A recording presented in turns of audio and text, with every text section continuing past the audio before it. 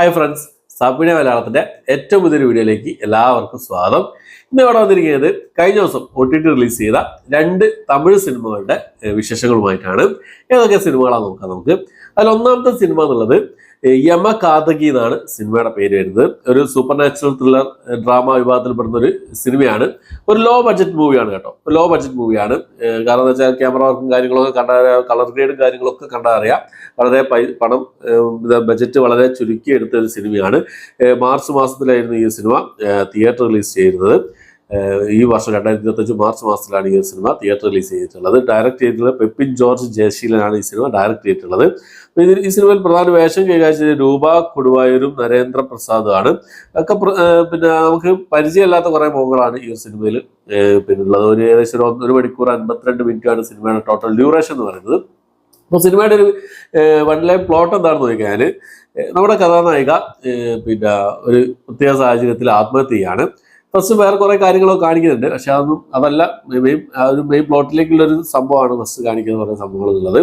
നായികയ്ക്ക് ഒരു അസുഖം ഉണ്ടാവും, ആസ്മേൻ്റെ ഒരു പ്രശ്നം ഉണ്ടാവും. അപ്പോൾ നായിക ഒരു ദിവസം രാത്രി തൂങ്ങി വരികയാണ്.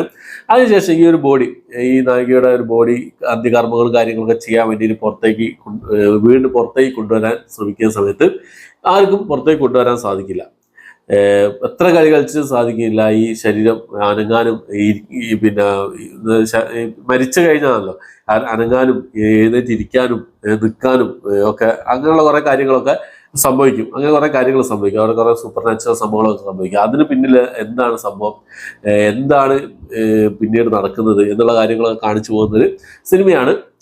ജാതി അങ്ങനത്തെ കുറെ കാര്യങ്ങളുണ്ട്. ജാതി പ്രശ്നങ്ങള്, ഈ പ്രണയം, അങ്ങനത്തെ കുറെ സംഭവങ്ങളും സിനിമയിൽ പറഞ്ഞു പോകുന്നുണ്ട്. നല്ലൊരു കണ്ടന്റ് ഉള്ള ഒരു സിനിമ കൂടിയാണ്. നല്ല കണ്ടന്റ് എന്ന് പറഞ്ഞാൽ അവർ പറയാൻ ഉദ്ദേശിച്ച കാര്യങ്ങളൊക്കെ നല്ലൊരു കാര്യമാണ്. പക്ഷെ അത് എന്താ പറയാ, നമുക്ക് നമ്മൾ കാണുന്ന സമയത്ത് പലരും പുതുമുഖങ്ങളാണ്. പെർഫോമൻസ് വെച്ച് നോക്കുകയാണെങ്കിലും എല്ലാവരും ഒക്കെ ഫീൽ ആയിരുന്നുള്ളതാണ്.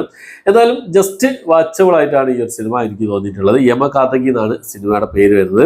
അപ്പോൾ ഈ ഒരു സിനിമ OTT റിലീസ് ചെയ്തിട്ടുണ്ട്, കണ്ടു നോക്കാം. അപ്പോൾ ഇതിനോടകം തന്നെ കണ്ടവരുണ്ടെങ്കിൽ നിങ്ങളുടെ അഭിപ്രായം കമന്റ് ബോക്സിൽ രേഖപ്പെടുത്താൻ ശ്രമിക്കുക. എനിക്ക് ജസ്റ്റ് വാച്ചബിൾ ആയിട്ടേ തോന്നിയുള്ളൂ. സിനിമകളൊക്കെ എല്ലാ സിനിമകളും തിരുന്ന് കാണുന്നവരാണെങ്കിൽ ഒന്ന് കണ്ടു നോക്കാവുന്ന ഒരു സിനിമയാണ്. വലിയ സംഭവവും കാര്യങ്ങളൊന്നുമില്ല. അതുപോലെ ഒരു സിനിമയാണ് ഈ സിനിമ എന്നുള്ളത്.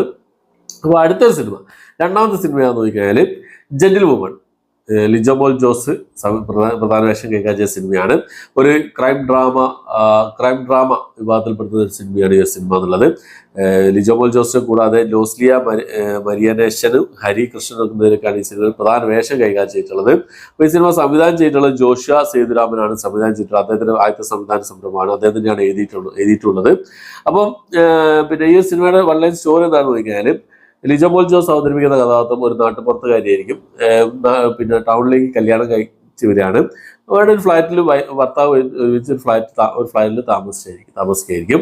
അപ്പം അവിടേക്ക് നമ്മുടെ ലിജോ മോൾ ജോസിന്റെ പിന്നെ അനിയത്തി അവിടേക്ക് വരികയാണ്. അനിയത്തി വരുന്ന സമയത്ത് അവിടെ ഒരു ചെറിയൊരു ക്രൈം കാര്യങ്ങളൊക്കെ നടക്കുകയാണ്. ഫ്ലാറ്റിൽ ചെറിയൊരു ക്രൈം കാര്യങ്ങളൊക്കെ നടക്കുന്നു. അതിനെ പിന്നീടുണ്ടാകുന്ന പ്രശ്നങ്ങളും കാര്യങ്ങളൊക്കെയാണ് സിനിമയിൽ മൊത്തം പറയുന്നത്. അവിഹിതം മറ്റു കാര്യങ്ങളൊക്കെ പറഞ്ഞു പോകുന്നുണ്ട് ഈ സിനിമയിൽ. സ്ത്രീക്ക് പ്രാധാന്യം കൊടുത്തുകൊണ്ടുള്ളൊരു സ്റ്റോറി ലൈൻ കൂടിയാണ് ഈ ഒരു സിനിമ എന്നുള്ളത്. ഒരു സ്ലോ ബേൺ ത്രില്ലർ എന്ന് പറയാൻ പറ്റും. അതായത് ഒരു ക്രൈം ഡ്രാമ ത്രില്ലർ ആ ഒരു ഇതിൽ പോകുന്ന ഒരു സിനിമയാണ്. വളരെ സ്ലോ ആയിട്ടാണ് സിനിമയുടെ കഥ പോകുന്നത്. ഒരു സമയത്തെത്തുന്ന സമയത്ത് നമ്മളൊന്ന് ഞെട്ടും. ഈ സംഭവം എന്നുള്ളത് ഞെട്ടും. ഇത് ആ പെർഫോമൻസ്, ലിജോ മോൾ ജോസിന്റെ പെർഫോമൻസ് നമുക്ക് എല്ലാവർക്കും അറിയുന്നതാണ്. കിടിലൻ പെർഫോമൻസ് ആയിരുന്നു.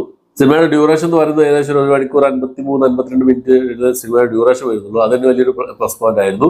പിന്നെ ഈ ക്ലൈമാക്സിൽ ഏറ്റവും അവസാനം നമ്മളൊരു സംഭവം കാണും, ശരിക്കും നമ്മൾ ഞെട്ടും, അയ്യോ എന്നുള്ളത്.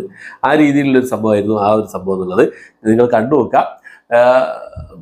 കുറെ കാര്യങ്ങൾ നമ്മൾ ഊഹിച്ചെടുത്ത് പൂരിപ്പിക്കേണ്ട കുറെ സംഭവങ്ങൾ ഈ സിനിമയുണ്ട്. അപ്പോൾ സ്ത്രീ ശാക്തീകരണം, സ്ത്രീകൾക്ക് ഒരു പ്രാധാന്യം കൊടുത്തിട്ട് ആൺമേൽക്കോയ്മ എന്നൊക്കെ പറയല്ലേ, വിഹിതം, അങ്ങനത്തെ കുറെ കാര്യങ്ങളൊക്കെ അതൊക്കെ പറഞ്ഞു പോകുന്ന സംഭവമാണ്. സ്ത്രീകൾക്ക് ഒറ്റയ്ക്ക് എല്ലാ കാര്യങ്ങളും ചെയ്യാൻ കഴിയും എന്നുള്ളത് പറഞ്ഞു പോകുന്ന ഒരു സംഭവമൊക്കെ തന്നെ ഉണ്ട്. എന്നാലും കണ്ടു നോക്കാം. പെർഫോമൻസ് അടിപൊളിയായിരുന്നു. സ്റ്റോറി ലൈനും വലിയ കുഴപ്പമില്ലായിരുന്നു. പിന്നെ അത് എടുത്ത രീതിയും കാര്യങ്ങളൊക്കെ രസകരമായിട്ട് ചെയ്തിട്ടുണ്ട്.